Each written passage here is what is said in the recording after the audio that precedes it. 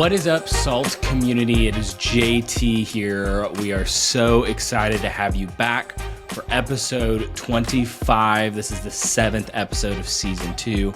I am joined today by Keith Beck. Keith, how are you doing today? I'm doing great, man. I'm so excited to be doing this. I think it's been a while since you and I have done an episode together. Yeah, it has. Well, we've gone down to fewer hosts and keep it more succinct and stuff. So yeah, that's why I put us on this one together. So sweet, fun. I'm excited. Let's have fun. Okay, so this episode we're going to talk about some SALT news. We got some cool stuff to talk about. I think it'll be a great conversation. Then we've got a hot take that I'm going to bring, so that'll be good. Love hot takes. And then we're going to have an incredible interview that actually Keith had at conference with Allie Bryant. It's going to be great, talking about the digital engagement pathway. So super excited. So without further ado, let's jump into the episode. Oh, also, if you're new to the podcast, if you've never been here before, welcome. We're glad you're here. This is for church creatives, production techs, people serving in leadership positions in the church. So if you're none of those things, just go ahead and listen anyway. So that's fine. But if you are those things, we're your people. We're here for you. We don't know everything. Keith and I don't have all the answers, but we ask a lot of questions, and so we're really trying to dive into giving you guys some resources, some ideas, some thoughts to walk away with, and we've got some incredible guests who do know everything, so that's cool. Yes. Yeah, but Keith, what is your SALT News segment? Well, it is the end of an era. For those of us that had meetings in the early to mid 2000s, you'll remember a program called Skype. It is officially going to be closed up for business and done starting May 5th. So Cinco de Mayo this year is a day to celebrate and a day to mourn, because Skype will be no longer. So this new segment is a little bit of a funeral for it, talking about the history of it. We gotta give it its props, right? As they say, give it its flowers. It's a pave the way. There was a time and there was an age in which being able to talk to someone across, a country, any borders, or across an ocean internationally was very expensive, and Skype made that to be extremely affordable, even free. And so it was a big deal for people that were in meetings. I believe that my wife and I even Skyped each other when we were dating, because I was in Lynchburg at Liberty University and she was at Western Kentucky. So this hits home. Bowling Green, yes, I know. And it rose, but very quickly, as you guys all know from 2020, things like FaceTime and Microsoft Teams and WhatsApp, all these different things, Zoom, how did I not mention that one? They've all kind of risen up and kind of taken the mantle of this digital video call scenario. Just to give you some quick stats before we go into it, I found it really interesting looking at what Skype's numbers were. So pre-2020, okay, they were only doing 40 million users. And it didn't get any better than that once 2020 happened. But Zoom was doing 10 million in 2019. And when 2020 hit, they were doing 300 million. I mean, a huge escalation and jump. That is wild. So right now the giants are Zoom, that's still kind of right around that 300 million mark. Microsoft Teams says they do about 320 million, and Skype has gone down to 35. So it has not been a growing business model or technology. So that's kind of where we're at. It's time to call time of death. I feel like we should have some very sad, what is the song they used to play at the end of American Idol when people got voted off? Oh, I don't remember. It's been so long since I watched that. Like Sanjaya was like the last season, for anybody that knows that name and can date themselves. That's funny. This is interesting as a marketer, because it's like fascinating that Skype, like how did they miss this? You know what I mean? I know. Like they were a household name, even for me growing up. Like I had Skype on my computer. I didn't use it a lot because people just didn't go online in that way a lot. like with Zoom calls before COVID. And so, Exactly. but they had the tech. They had been doing it for years. Like they should have been the go-to for everybody. And somehow, like with the biggest possible opportunity for them to grow ever for probably the next bajillion years, they just missed the boat, you know? And I don't get it. They're built for success. yeah, But- I mean, you talk about an incredible business opportunity that absolutely pummeled them. And Zoom, you know, I haven't looked into it a lot, but I think Zoom was getting used a lot in classrooms. And so maybe because education was using it and students were using it, and it was something that they were used to, that's just what people ended up gravitating towards. But Yeah, just I 'cause- think it's known for being a little bit more reliable too. I think Skype got kind of a bad kind of mark for just being kind of spotty and inconsistent signal and like not whereas- as user friendly, I think. Yes, and I think that Yeah. Zoom and Microsoft, by the way, as some of you may know, in 2010 purchased or 2011 purchased Skype from eBay for like $8.5 billion. So eBay's I think going, they probably used a lot of that technology. Yeah, they used a lot of that technology probably to build out their Microsoft Teams and make it better, more fresh, more like current. And now they're the ones that will be retiring it. So maybe that was never. Maybe their intention was never to be the Zoom. Maybe it was always to just be a software development tool knows? for teams. I don't know, but doesn't it just make you interesting. wonder though? Doesn't it just make you wonder, like, what technology right now do we think will forever be around? Like back in the day, like MySpace. Oh, this is forever. And then Facebook pops up on the scene, and Instagram and Snapchat and all these, Yeah. and like MySpace is now just like a punchline, the punchline of a joke. You know? Yeah. So, like, what Yeah. is today's Skype? Well, I guess we got to wait around to find out. yeah, maybe we'll all be wearing VR glasses and meeting virtually in Zuckerberg's metaverse. Hey, I don't know. Yeah. bring it on, Zuckerberg. Interesting. Well, thanks for sharing that, Keith. That's interesting. We'd love to hear your thoughts about the death of Skype. So yeah, it's a very it's the end of an age in some ways. But okay, hot take. Here's my hot take, and this is what triggered this a little bit. I'm reading a book. It's called Unreasonable Hospitality. Great book. Highly recommend. Like anyone who's in leadership church, go read that book. It's really incredible. But in that book, it talks a lot about creating a culture where it's okay to care. It's okay for your team to care, and it's cool to care. And then even something else that kind of prompted that more is Timothy Chalamet's acceptance speech at one of the awards ceremonies. But basically, I think he got some heat, but he was saying like, I want to be one of the greats. Like, I want to pursue this. I want to take this to the next level. I don't want to just be okay.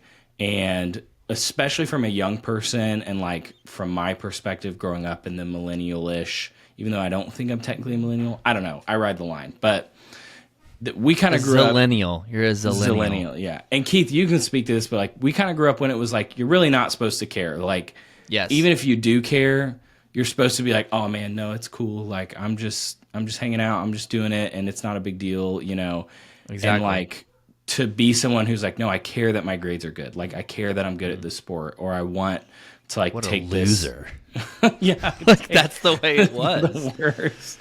And so I don't know. Maybe you identify with that. Maybe you don't. Maybe it's just me and Keith have sordid childhoods. But I gotta say that, like, when you brought this up, I was like, oh my gosh, like, yes, that is the way it was when I was growing up. Like, you weren't allowed to care. And I started asking the question of, okay, so why was it not okay to care? What's so scary about caring? yeah, And I do think there's fear involved with it. I think there's almost like a fear of like, if I care, then my best gets measured against someone else's best or something, and maybe I won't be that's a great the insight. best. And but I don't think it has to be that way. I love what Timothy Chalamet did, because what he said was like, hey, I put 5 hard years of work into making this movie. This wasn't just I arrived on set for a couple of months and shot it and went Just home and strolled collected in. my paycheck. Yeah, he put serious craft and work and all this stuff. He was just like, hey, I just want to recognize myself for like putting in that kind of effort to not just mail it in, but try to achieve some real lasting art with this. Yeah. I think that's commendable. I agree. Especially in the church world, it's so easy for us to get burnout and bitter and frustrated and just be like, I don't care, I'm just doing my job. Or we just live in a cynical world where we look at everything and we go, well, what is that person getting out of it? Or maybe there's, and I think like it's important, especially in the church and in what we do, to be like, I genuinely just want things to be good. Like I genuinely care, and I want this to be impactful for people. And so it's countercultural, which we're called to be as Christians. Caring drives excellence and innovation. And when you all care together, when your team cares, like we all care about Salt so much and we fight for it to be the best that it can be, you're building a community and you're building teamwork around that. So I just have two quick thoughts on, you're going, okay, it's cool to care, like whatever. How do I, whatever, that's ironic. But anyway, how do I build that in my team? And here's just some two thoughts that kind of came from that book a little bit, but model vulnerability and passion. And so if you're a leader who shows that you care and that this matters to you and that this is important, then that's going to inspire other people, give them permission in some ways to also care and to be vulnerable and to want it to be the best. Luke, just a shout out, does a great job of this. There's not a single year that I've been at Salt where afterwards he's not crying, telling us how like thankful he is for the work that we do and for the community. And so that gives us permission to care and cry if we need to. But anyway, so that's one way you can build caring. The other way is to reward and celebrate the people who care and who are pouring their heart into it. And that's pretty self-explanatory, but if you see someone who is clearly like they care about the work they do, they care about serving in the church, and this is for volunteers too, reward that, notice that, encourage it, make sure that people know, hey, this is good, this is okay, and this is encouraged. So, yeah, I don't know if you have any more thoughts on that, Keith, but... Yeah, I think my lasting thought would be one of like, well, if we're afraid to care, maybe we grew up in a society, a culture in which it was not cool, and people always weaponize the phrase, why do you care? You know, like you ever heard that? And it's always like, ugh, daggers, like now I've lost. Yeah. The hope is that we care because we desire to do excellence in our service to the Lord. And we don't have to measure ourselves against other people. We've been given this amazing freedom and gifts from the Lord to serve Him in any way that He can allow us to imagine and think of. And so, who cares what church next to us is doing? Who cares what the other team member on our team is doing that may be better than us? Maybe we're better at something else. I think it's just let's strive to just be excellent with whatever God has given us. And not be ashamed to do so, because God would want nothing less from us than our very best. Yeah. And I think the flip side of that too is like, it's okay to be disappointed when, you're working, because that's kind of maybe part of the fear of caring is like, hey, if I really put my heart into this, if it doesn't go well or something doesn't go the way I want, then I'm going to feel frustration or disappointment and so I think that's where you just got to give it to God and like, let Him, hey, I'm going to do my best, and however it turns out is in your hands, and whatever happens. And so it's a good word, JT. Anyway, so cool to care. Let's shift it. Let's make it to where, especially, we talked to Carson Birch a couple weeks ago with our front of house guys. Like, let's change the stereotype. Let's care about what we do. Let's really put our hearts into it and make that acceptable for our teams. Okay. Also, if you want to be in a community of people where it's cool to care, and you want to be pushed to the next level, and you want to be challenged, and you want to be encouraged, and you want to be around people who love to do what they do, come to Salt. That's a great place. That's where people like that gather. It's a community of people who want to do things excellently and who care about it and who understand the weight of what they're doing. And so we'd love to have you. Salt 2025 is going to be October 8th through 10th in Nashville. There's a link in the show notes, so go check that out. But we'd love to have you there and love to care about what we do together. So anyway, Keith, What do we have? Who's Allie Bryant? What are we talking about with her? All right. Allie Bryant, one of my favorite people. It was such a joy to meet her at SALT Conference. This is one of the reasons why you got to come. So many amazing people. She is the Strategic Alignment Executive at Trader Point Christian Church in Indianapolis, Indiana. That's a mouthful.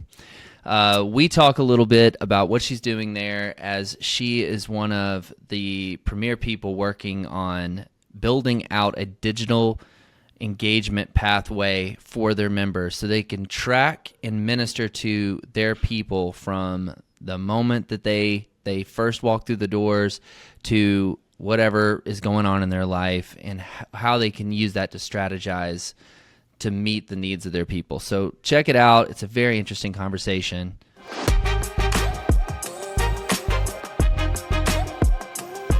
Hey, SALT community. We are here at SALT 2024 with Allie Bryant. She is the Strategic Alignment Executive at Traders Point Christian Church in Indianapolis, Indiana. And why don't you just tell us a little bit about what all that entails? Yes. A lot of people ask about the title because that is a confusing title. Of course. But Strategic Alignment Executive, really what I do is I sit on our executive team and I focus on the gap between strategy and execution. You can have all the great ideas, you can have all the great vision, but if you don't actually push it down into the organization, nothing actually gets accomplished. So I have a background in marketing and communications. So I say I like to make really pretty flow charts to have the right conversation. Just for a little bit of context, if you're unfamiliar with Traders Point, Traders Point has a long, rich history of 190 years old.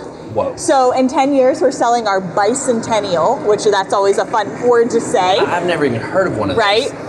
So 198 years old, but that has meant that we've had to turn over or reinvent ourselves a little bit, and generations upon generations have had to pass the baton. Yeah. And so that's something that we're looking at right now as we come up on our 200-year anniversary. Yeah. So I get the privilege of kind of helping our team make sure that we are continuing to move forward. That is so awesome. Yeah. Such an interesting job you have in a church like that to bring creative vision to life. And where is the connecting point? How do we make it practical and happen?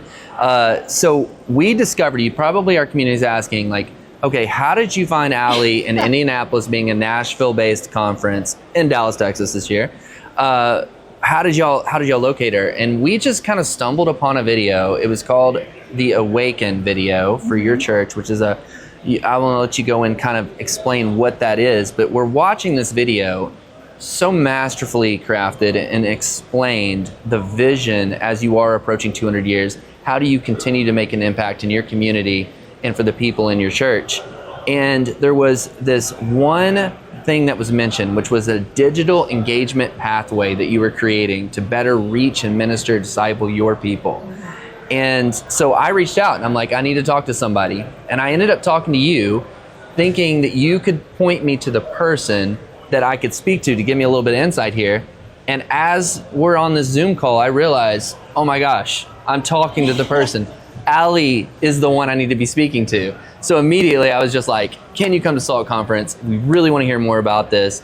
So I was hoping that maybe you could give us a little bit of insight on what is this digital engagement pathway that y'all are developing and about to employ, and what the whole goal behind that is. Yeah. Well, so a little context to Awaken first. So like I said, we are an older church. We also have gone multi-site. So in our context, we sit in and around Indianapolis. We have 6 different locations and we average about 10,000 on a weekend. Awesome. So that is something, we went multi-site in about 2015, and that really catapulted some of our growth. But what we've seen with that is as we've continued to grow, as we all know, it gets more complicated because you have to add systems and processes, and you don't know the people like you used to know them. Yes. So one of the key points of under Awaken, which Awaken is a 2-year generosity initiative. Okay. So we're coming up on the midpoint right now.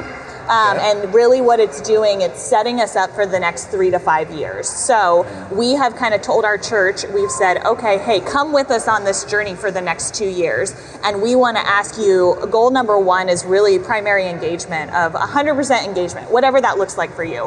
Whether that's one step moving forward in your generosity, or it's one step forward moving in serving, getting in groups, attending, whatever that is.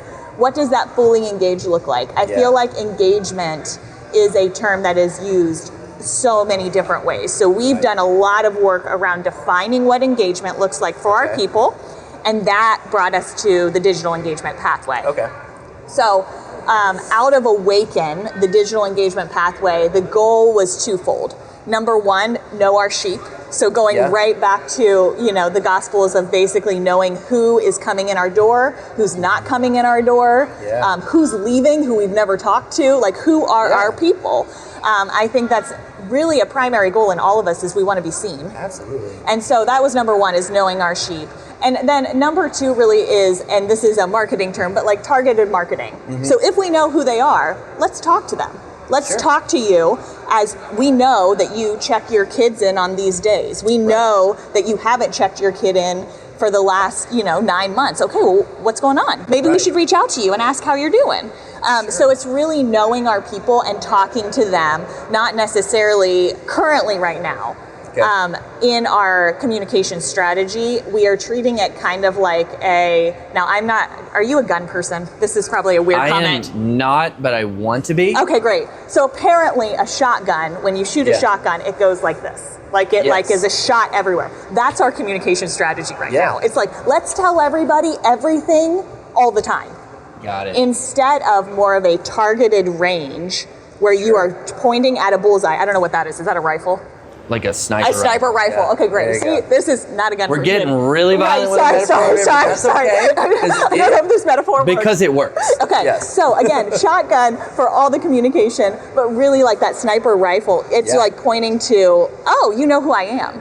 Right? Like you open up the app or you open up an email and it's like, hey, Allie, you haven't been here for a few weeks. Just wanted to check in. And as you continue to get larger, that becomes a lot more difficult. So we're hoping digital tools can help us with that. I love that. Yeah. That's awesome. So you mentioned that you're getting ready to launch that Q1 in 2025. Yes. So as you were kind of in this process of developing it, what have been some of the challenges that your team have all kind of bumped up against? Yeah, I would say the biggest lessons learned is definitions. I know that sounds so basic, but we use guest and engagement in like 5 different areas, internal and external.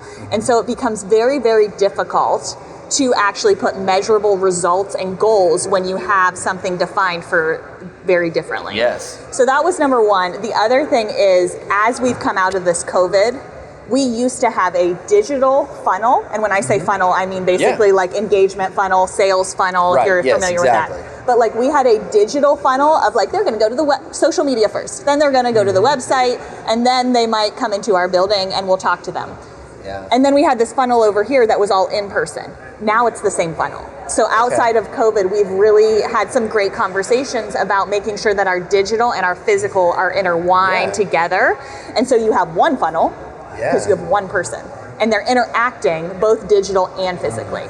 So that was one thing. The other thing I would say is, as we launch in 2025, we are updating our website and our app, and we're changing the philosophy. So right now our website catches everybody. Meaning like if you have never stepped foot in our church, you're going to go there. If you have stepped foot and have been going there for 25 years and are all in, you're also going to go there to get information. So we wanted to actually change that and narrow that scope. And we wanted our website to catch anybody who's not been there, because that's really where they're going. I don't think you could talk to anybody who has not watched us online before they walk into our building. Got it. Like, I'm sure you've heard like the whole like front door analogy of a website. We believe that truly is, and so we're going all in on that, where that is our front door for people who have not walked in our building. Then secondarily, once you walk into our building and you raise your hand and you say, hey, I'm here, I want to get involved in a couple different processes, then we show you the app, and the app is going to talk to you as a person who's engaged. Hey, summer camps are coming up because you have these kids involved, like maybe you should sign up for that. And that goes back to that target marketing. So all that launches in the beginning of 2025, so we've had a full team around that. We've made a lot of mistakes. It's probably taken longer than I would have liked, but we're getting there. That's awesome. Well, thank you so much for being here. We want to ask just for you to give maybe a word of encouragement to SALT community as they're leaving, going back to their churches from a week like this. What kind of encouragement would you leave them with as they go home? One thing I would say, as somebody who kind of sits in the middle between creatives a lot of the time and those that are like the visionaries or the people with the ideas and then the people who actually do the stuff, I would say lean into your creativity. I would say you are the people to invent the way to make this easier, if that makes sense. I think a lot of times creatives take a back seat when it comes to processes and systems because they think, oh, that's not my thing. Like I just do the pretty stuff or I just do the creative stuff. But I would say lean into that creativity because we need you to build the processes and systems to get effective work done. And so that's just like blending, kind of building that bridge there. Awesome. Yeah. Well, Allie, it's been a pleasure. Thank you so much for being here. Thank you. Thank you so much.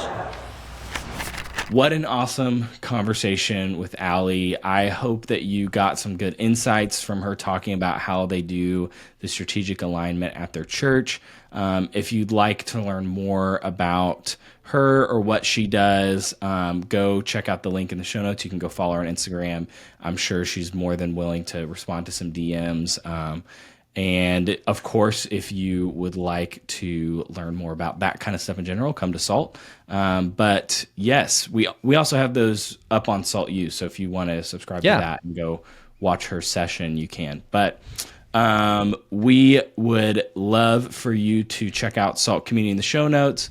We'd love for you to subscribe to the podcast, drop us a 5-star review. It really helps us a lot. And then next week, super excited about this, we're going to be hearing from JT Berg, who is an animator and artist at Life Church. So, this dude is talented, y'all. He is, yes. So he taught a masterclass last year. People came in with their Christmas graphics, and they walked out with animations and backgrounds and transitions and all that kind of stuff. So he's great. Going to hear a little bit about how he works at Life Church, his experience there with Luke. So definitely want to check that out, and we'll see you next week.